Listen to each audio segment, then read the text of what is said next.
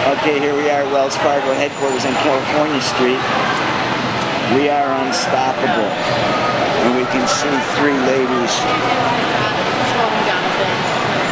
that are locked together here. And we're going to go up and see if we can find out what's going on. I don't know what's Okay, I see we're here, you three ladies are here in front of the bank, Wells Fargo Bank, chained together by all appearances. Yep.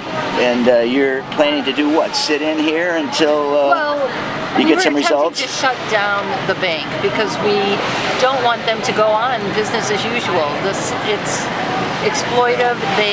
My name is Wendy Kaufman. I teach at City College of San Francisco. And, you know, I look at my students who are struggling for their education.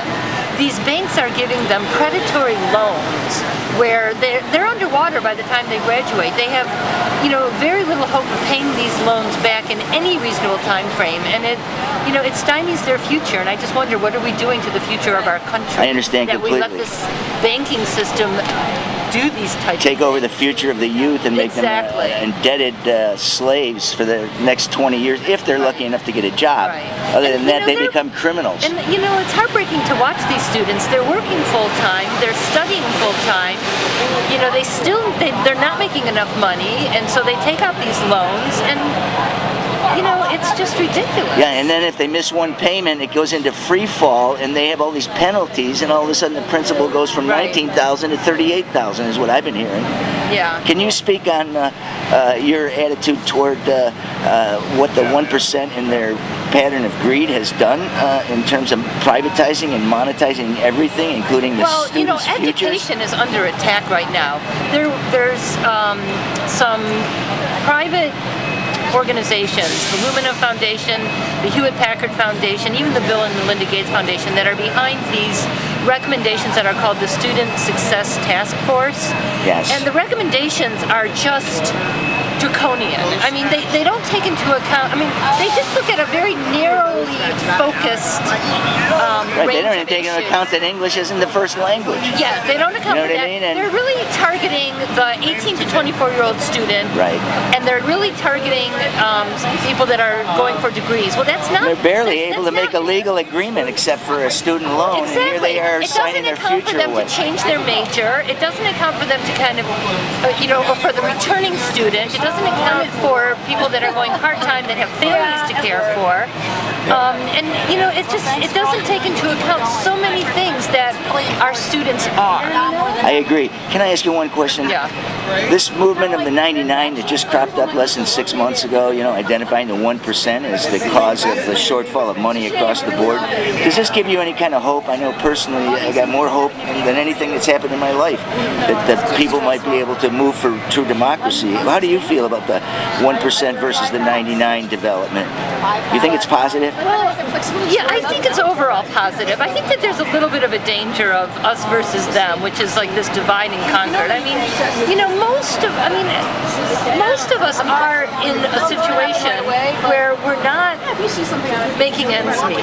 You know, the poverty rate in this country is so high. So most of us are in the situation where, you know, we're being exploited by the system. You know, we're not being given a fair chance. You know, we're all hard workers. We're you know, so many of us are, you know, intelligent and able and skilled, and the jobs just aren't there. You know, I can talk about my daughter, who's 29 years old. She has a degree from Mills College, and, you know, ever since she graduated in 2007, she's been working at minimum wage jobs, and, you know, even there, most of them aren't even permanent. Most of them are pouring coffee or something, you know, it's about the only thing there.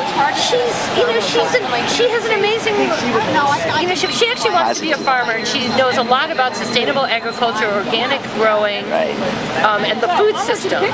Right, which is the key. But there's no sustainable job that she can get in that industry, you know, unless she wants to be a migrant labor working for less than minimum wage with absolutely no benefits. Yeah, and that's really at the slave level, not at the policy level. Anyway, I really understand that your main issue is the starvation of the education system, not just in California, but I think nationwide and worldwide. Yeah. No. Absolutely. Behind this privatization thing. Let me ask you this: what about this other young lady here? Do you have anything else that you'd like to add? Just kind of like. We really need to catch up. I'm gonna try. The system is broken. We've got to fix it for the majority of people, the 99%. Everybody's in the street, and the cops tried to get in and they blocked them off. Where is this? What? Where is this? Right across the street, right there in front of Bank of America. Okay, we're going to go up there in a minute. People are dancing.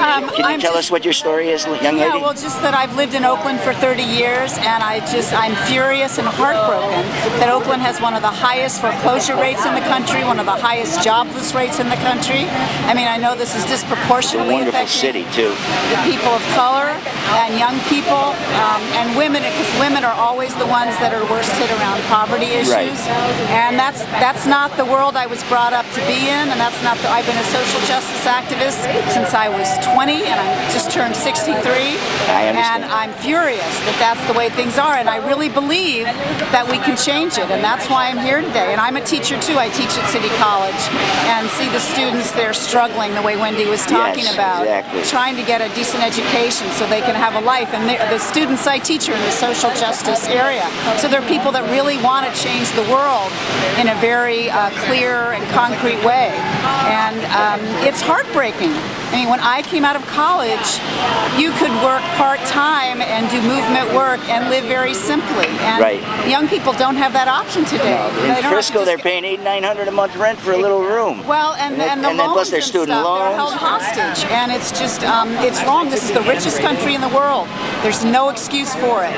You know, 1 out of 5 children in this country go hungry, and that's Yes. unconscionable. Yeah, and I think of almost 40% of the families are in poverty now. Or 35%. I mean, there's a lot of people in poverty. Well, there's a lot of rich people that should be taxed, and there's a lot of people that should be given jobs, just like during the New Deal with the Work Projects Association program.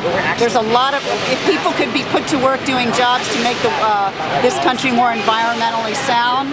Well, let me ask you this. You're a teacher at City College. I'm a teacher at City College. I'm pissed off at the fact that I paid more taxes than General Electric and Bank of America and Intel chip manufacturing company in the last 3 years. And I'm only a part-timer at City College. Yeah, and I'm a part-timer too. Yeah, and so, you know, I'm pissed off at that. I paid more than General Electric. They got money back.